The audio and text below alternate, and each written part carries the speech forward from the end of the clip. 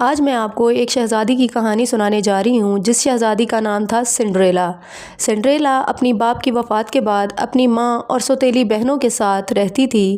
اس کی ماں اس پہ بہت زیادہ ظلم کرتی تھی۔ ایک دن ایسا ہوا کہ بادشاہ نے اعلان کرایا کہ شاہی دعوت ہوگی محل میں، اور اس دعوت میں آنے والی لڑکیوں میں سے شہزادہ اپنی پسند کی لڑکی کا انتخاب کرے گا اور اس سے شادی کرے گا۔ یہ اعلان سنڈریلا اور اس کی بہنوں نے بھی سنا، اور اس کی بہنوں کو لے کے اس کی ماں شاہی دعوت کے لیے تیار ہونے لگی، لیکن سنڈریلا کو لے کے جانے کے لیے وہ تیار نہیں تھی۔ سنڈریلا کی بھی دل میں خواہش تھی کہ وہ بھی اس شاہی دعوت میں شرکت کرے، لیکن اس کی ماں اور بہنیں چلی گئیں اور وہ اکیلی گھر میں رہ گئی۔ وہ باغ میں سوچ رہی تھی اپنی قسمت کو لے کے کہ کس طرح سے وہ اس دعوت تک پہنچے۔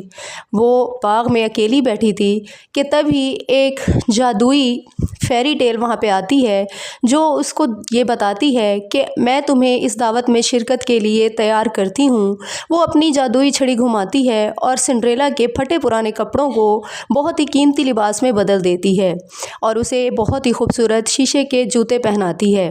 وہ سنڈریلا سے یہ کہتی ہے کہ تم اس دعوت میں اب جاؤ، لیکن خیال رہے کہ اس جادو کا اثر صرف رات 12 بجے تک رہے گا۔ وہاں سے سنڈریلا خوشی خوشی محل پہنچتی ہے۔ محل جانے کے بعد جب شہزادہ اس کو دیکھتا ہے وہ بہت خوش ہوتا ہے، وہ اس کو پسند کر لیتا ہے، اس کے ساتھ رقص کرتا ہے، لیکن جیسے ہی 12 بجنے لگتے ہیں سنڈریلا فوراً سے وہاں سے بھاگ نکلتی ہے، کیونکہ اسے پتہ ہوتا ہے کہ اب جادو کا اثر ختم ہونے والا ہے، اور اسی جلدی میں وہ اپنے جوتے وہیں پہ بھول کے آ جاتی ہے۔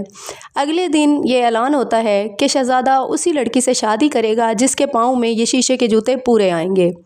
جب وہاں کے وزیر وہ جوتا لے کر سنڈریلا کے گھر پہنچتے ہیں تو اس کی سوتیلی بہنیں جھوٹ بولنے کی کوشش کرتی ہیں کہ یہ جوتا ہمارا ہے۔ وہ اسے پہننے کی کوشش بھی کرتی ہیں لیکن ان کے پاؤں میں وہ جوتا پورا نہیں آتا، لیکن جیسے ہی سنڈریلا اس جوتے کو پہنتی ہے تو وہ اس کے پاؤں میں پورا آ جاتا ہے، اور اس طرح سے وہ شہزادے کو اپنی ساری اصل کہانی کہہ سناتی ہے۔ تو اس طرح سے شہزادہ اس کو پسند کر لیتا ہے، وہ بہت خوش ہوتا ہے اور اسے شہزادی بنا کے اپنے محل میں لے جاتا ہے، اور اس طرح سے سنڈریلا کی زندگی بدل جاتی ہے اور وہ شہزادے کے ساتھ ہنسی خوشی رہنے لگتی ہے، جبکہ اس کی سوتیلی ماں اور بہنیں اپنے انجام کو بھگتنے لگتی ہیں۔